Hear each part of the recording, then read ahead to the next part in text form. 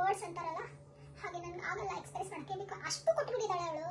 ಪ್ರತಿಯೊಂದು ನನ್ನ ಜೀವನದ ಹಂತಗಳಲ್ಲೂ ಪ್ರತಿಯೊಂದು ಸಲಹೆ ಆಗಿರ್ಬೋದು, ಪ್ರತಿಯೊಂದು ರೀತಿ ನನ್ನನ್ನು ಪ್ರೊಟೆಕ್ಟ್ ಮಾಡೋದಾಗಿರ್ಬೋದು, ನನಗೆ ಹುರಿದುಂಬಿಸೋದಾಗಿರ್ಬೋದು, ನನ್ನನ್ನು ಹೇಳೋಕ್ಕಾಗಲ್ಲ, ನನ್ನನ್ನು ಅಷ್ಟು ಕೇರ್ ಮಾಡೋದು, ಅಷ್ಟು ಡೌನ್ ಟು ಅರ್ತ್ ಇರೋದು, ತುಂಬ ಹೇಳೋಕ್ಕಾಗಲ್ಲ, ಅಷ್ಟು ನನಗೆ ಜನ್ಮ ಕೊಟ್ಟಿದ್ದಾಳೆ. ನಾನು ಜನ್ಮ ಕೊಟ್ಟಿದ್ರೆ ನನ್ನ ಮಗು ಜೊತೆನೂ ಪ್ರತಿ ಹಂತದಲ್ಲೂ ಇದ್ದಾಳೆ ಅವಳು. ಹೀಗಾಗಿ ಅವಳ ಬಗ್ಗೆ ಹೇಳೋಕ್ಕೆ ಪದಗಳೇ ಇಲ್ಲ. ಆ್ಯಂಡ್ ಪ್ರತಿ ಹಂತದಲ್ಲೂ ನಾನಿದ್ದೀನಿ ನಿನ್ನ ಜೊತೆ, ನೀನು ಯಾಕೆ ಇಷ್ಟು ಡಲ್ ಆಗಿರ್ತೀಯ, ನಾನಿದ್ದೀನಿ ನಿನ್ನ ಜೊತೆ, ನೀ ಹೇಳ್ಬೇಡ, ನಾನಿದ್ದೀನಿ ನಿನ್ನ ಜೊತೆ. ಪ್ರತಿಯೊಂದು ಹಂತದಲ್ಲಿ ನನ್ನ ಬಗ್ಗೆ ನನಗಿಂತ ಹೆಚ್ಚಾಗಿ ಕಾಳಜಿ ವಹಿಸಿರೋಳೆ ನನ್ನಮ್ಮ. ನನ್ನಮ್ಮನಿಗೆ ಯಾವಾಗೂ ನಾನು ಹೇಳಿಲ್ಲ mummy I love you mummy.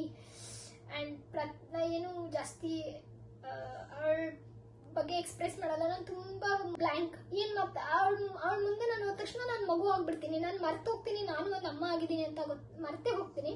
ನಾನು ಅವಳ ಮುಂದೆ ನಿಂತ ತಕ್ಷಣ ನಾನು ಒಂದು ಮಗು, ನನಗಿನ್ನ ಕೇರ್ ಮಾಡ್ತಾ ಇದ್ದಾಳೆ ಮಮ್ಮಿ. ನನ್ನಮ್ಮ ಬಂದ್ಬಿಟ್ಲು.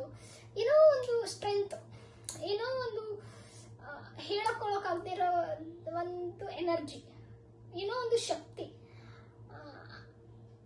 ಆ ಶಕ್ತಿ ಏನೋ ಒಂದು ಬೂಸ್ಟಪ್. ಈ ತರ ನನಗೆ ತುಂಬಾ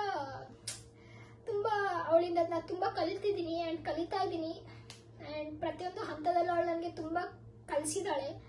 ಸೊ ಹಾಗಾಗಿ ನಾನು ಅವಳಿಗೊಂದು ನಮಸ್ಕಾರ ಹೇಳ್ತೀನಿ. ಆ್ಯಂಡ್ ಅವಳ ಬಗ್ಗೆ ಹೇಳಬೇಕು ಅಂದರೆ ತುಂಬ ಇದೆ. ಅದನ್ನ ಇಷ್ಟು ಒಂದು 2-3 ನಿಮಿಷದಲ್ಲಿ ಹೇಳೋಕ್ಕಾಗದೇ ಆಗಲ್ಲ. ಪ್ರತಿಯೊಂದು ನಿಮಿಷ, ಪ್ರತಿಯೊಂದು ಗಳಿಗೆ, ಕೆಲವೊಂದು ಕೆಟ್ಟ ಗಳಿಗೆನೂ ಬಂದಿರುತ್ತೆ ಜೀವನದಲ್ಲಿ, ಒಳ್ಳೆ ಗಳಿಗೆನೂ ಬಂದಿರುತ್ತೆ. ಆ ಕೆಟ್ಟ ಗಳಿಗೆಯಲ್ಲಿ ನಿನ್ನನ್ನು ಬೇಡ ನೀನು ನನಗೆ ಅಂತ ಹೇಳಿಲ್ಲ.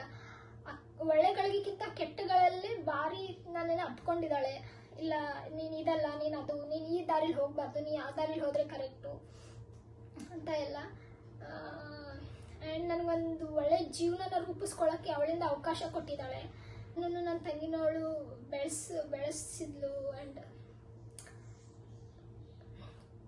ಗೊತ್ತಿಲ್ಲ ಏನು ಹೇಳಬೇಕು ಅಂತ, ಬಟ್ ಸ್ಟಿಲ್ ಅಮ್ಮ ಅನ್ನೋ ಒಂದು ಪದನೇ ಸ್ಪೆಷಲ್ ಅನ್ನೋ ಹಾಗೆ ನನ್ನಮ್ಮ ನನಗೆ ತುಂಬ ಸ್ಪೆಷಲ್. ನನಗೆ ತುಂಬ ನನ್ನ ಜೀವನದ ಒಂದು ದೊಡ್ಡ ಅದ್ಭುತ ಅಥವಾ ಒಂದು ದೊಡ್ಡ ಶಕ್ತಿ ಅಂದರೆ ನನ್ನಮ್ಮ.